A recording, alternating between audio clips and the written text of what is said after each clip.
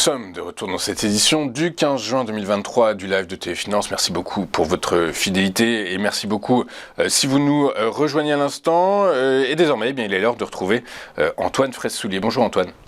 Bonjour Louis-Antoine et bonjour à tous. Merci Antoine d'être avec nous ce matin. Vous êtes Financial Market Analyst chez eToro et aujourd'hui dans un environnement marqué par le ton un peu plus hawkish, et même le ton hawkish de Jérôme Powell hier à l'issue de la réunion du FOMC, dans un marqué par ce ton-là et donc les marchés sont un peu en repli, en attente de la décision de la BCE tout à l'heure à 14h15 et du discours de Christine Lagarde à 14h45, eh bien les marchés replient, refluent, moins 0,3% à 7306 points pour le CAC. Dans cet environnement, quelles sont les valeurs que vous avez débusquées pour nous?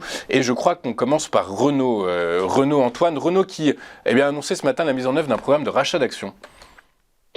Oui, alors Renault, effectivement, j'ai sélectionné cette valeur puisque Renault hier a progressé de 5%.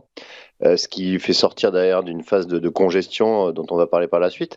Et Renault fait un petit peu les beaux jours à Vivatech. Vivatech, c'est le salon de la tech qui se déroule actuellement à Paris.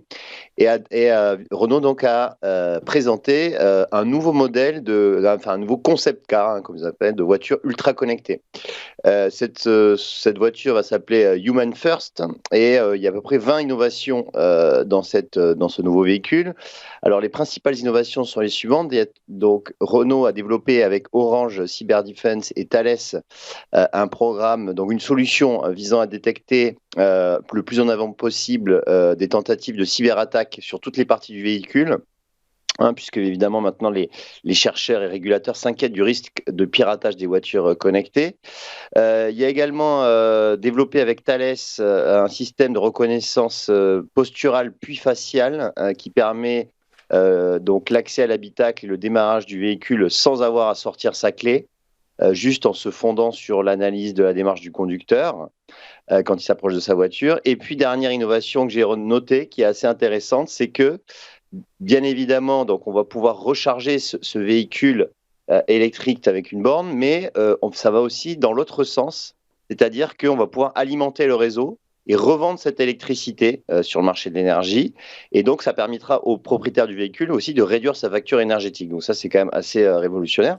Et donc, dans ces conditions, Renault donc, a progressé de 5%. Lorsqu'on regarde donc, le chart de Renault, on voit que donc on a dépassé ce niveau de résistance qu'on avait à 34 €. Maintenant, on a aussi dépassé la moyenne mobile à 200 jours.